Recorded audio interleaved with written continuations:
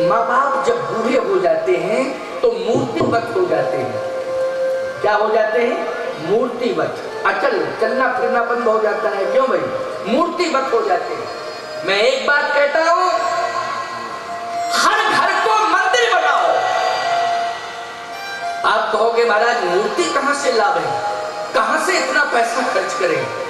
घर के अंदर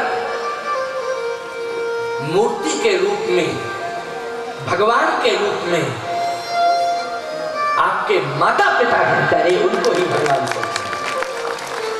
घर के अंदर अगर माता पिता को तुम भगवान समझोगे तो घर तुम्हारा घर नहीं होगा, वो क्या होगा?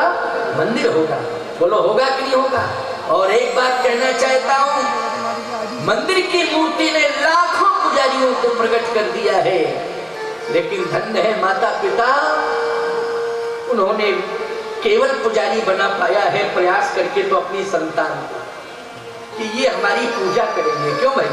विश्वास के साथ। यही विश्वास था कि नहीं कि जब मैं अचल प्रतिष्ठित हो जाऊंगा घर के अंदर तो निश्चित रूप से पड़ोसी कोई मेरी पूजा नहीं करेगा, कोई रिश्तेदार मेरी पूजा नहीं करेगा, लेकिन मैं अपनी संतान को पुजारी बना रहा हूं, इसलिए बुढ़ापे में भगवान मान करके मेरी संतान मेरी पूजा करेगी। इसलिए मैं ऐसे संस्कार देना चाहता हूं कि हमारी संतान क्या बने? पुजारी बने, पुजारी बने। इसलिए माँ बाप की पूजा करने के लिए तो पुजारी के रूप में संतान ही है। बोलो है कि नहीं? अब तुम कौन सा पुजारी बनना चाहते हो? क्या करणी माता के पास जाकर के ये कहना चाहते हो कि माँ मैं तेरा आशीर्वाद लेने के लिए आया हूं?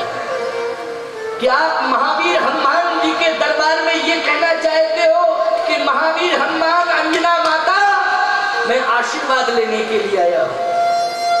क्या आप सालासर के दरबार में ये कहना चाहते हो हनुमान जी आशीर्वाद लेने आया हूं?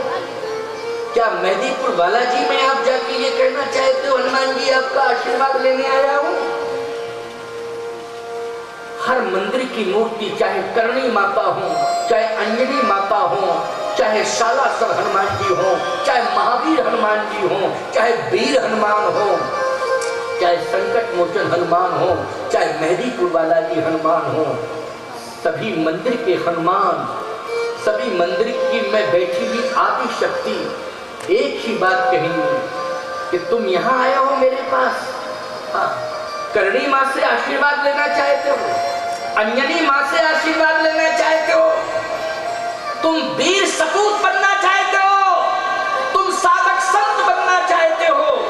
हाँ, यही आशा लेके आया हूं। तो याद रखना, जिस माँ ने तुम्हें जन्म दिया है, बोलो वो करणी माता यही कहेंगी, अंजना माता यही कहेंगी, जिस माँ ने तुम्हें जन्म दिया है वो माँ है कहाँ?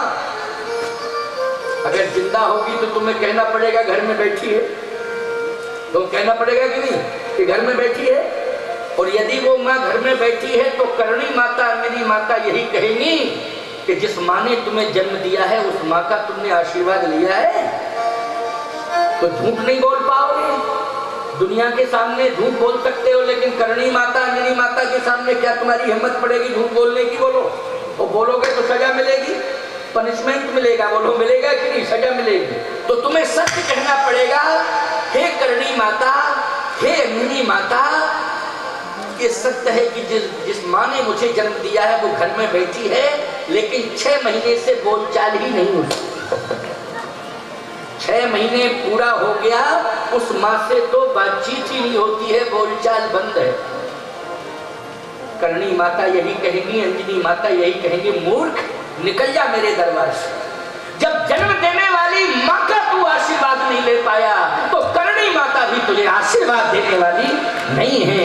करणी माता, अंजनी माता तभी आशीर्वाद देगी जब जन्म देने वाली माता का आदर करो। इसलिए माँ का आदर करना सीखो। ये प्रत्यक्ष देवता के रूप में, देवी के रूप में, शक्ति के रूप में है। घर के अंदर अगर इनकी पूजा तुमने कर ली तो मंदिर में बैठे हुए देवी देवता आपकी पूजा को स्वीकार कर लेंगे। और यदि आपने इनको ठुकरा दिया है तो जिस मंदिर में जाओगे वहां का देवी देवता आपको स्वीकार नहीं करेगा। ये मैं चैलेंज के साथ कह रहा हूं, स्पष्ट बोल रहा हूं। और मैं ही नहीं बोल रहा हूं, ये वाक्य जो निकल रहा है कहीं ना कहीं अंजनी माता मुझसे कहलवा रही है, करणी माता ही मुझसे कहलवा रही है कि जाओ संदेश दे दो समाज को कि मेरा आशीर्वाद तब मिलेगा जब पहले मां का आशीर्वाद मिले। तो आज शत्रुपा जी अपने पति के चरणों में समर्पित है और पुत्र आया। पुत्र के प्रति ममत्व होता है, पुत्र के प्रति क्या होता है, ममत्व होता है। लेकिन जैसे ही पुत्र आया तो महाराज मनु ने जबरदस्ती राज्य दे दिया। बरबस राज सुतही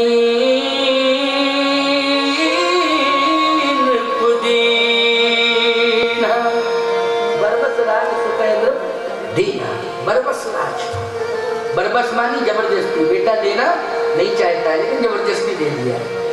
और अपनी पत्नी से क्या कहा, शत्रुपा से, तेरा बेटा राजा बन गया है, तू राजमाता बन के रह। तो भाई बेटा जब राजा बन जाएगा तो राजमाता बन जाएगी माता की नहीं, माँ क्या होगी, राजमाता। इसलिए तू राजमाता बन करके सम्मान प्राप्त कर। मैं जा रहा हूँ संतों की शरण में, क्योंकि मुझे राज संपत्ति नहीं चाहिए, मुझे तो प्रभु की भक्ति चाहिए, इसलिए मैं जा रहा हूं। लेकिन तू कितनी भाग्यवान है कि बेटा राजा बन गया और तू राजमाता बन रही है। इसलिए बेटे के साथ शत्रुपा जी ने कहा नहीं, बेटा राजा बन गया है, बेटे के साथ मेरी दुआएं हैं। शत्रुपा जी कह रही है बेटा राजा बन गया, मेरी दुआएं हैं। किसी का बेटा राजा बन जाए तो माँ दुआएं देती है कि नहीं देती है, बोलो भाई, देती है दुआएं कि नहीं देती है? कहीं भी बेटा रहता हो माँ की दुआएं पहुंच जाती है। मेरा बेटा राजा बन गया है, माँ के द्वारा तो दुआएं मिलती हैं। हे स्वामी, ये जरूरी नहीं है कि मैं पुत्र के पास रह करके ही बेटे को आशीर्वाद दे सकती हूँ, दुआएं दे सकती, जहां भी रहूंगी वहां से दुआएं देती रहूंगी। लेकिन जब तक आपकी श्वास चल रही है तब तक मैं आपके पास रहूंगी, आपके साथ रहूंगी, आपकी जब तक श्वास चल रही है। बोलो, ये समर्पण है, निष्ठा है कि नहीं?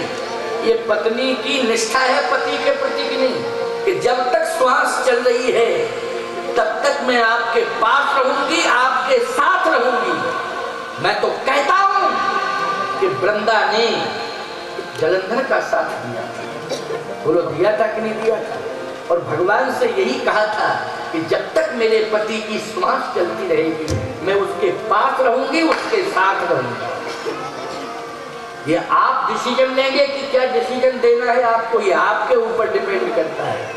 क्योंकि राम के जन्म में एक कथा वृंदा की भी जुड़ी है। एक कलप सुर देख दुखारे, एक कलप सुर देव दुखारे, और समर जलंधर सन सब हारे। परम सती असुराधिप नारी, और कहीं बलता ही न जितऊ पुरारी। छल कर टार्यु ताक प्रभु सुर काल जी। तो राम के जन्म में एक कथा जो है वृंदा की भी जुड़ी है, जलंधर की जुड़ी है। यहाँ महाराज मनु और शत्रुपा की कथा जुड़ी है।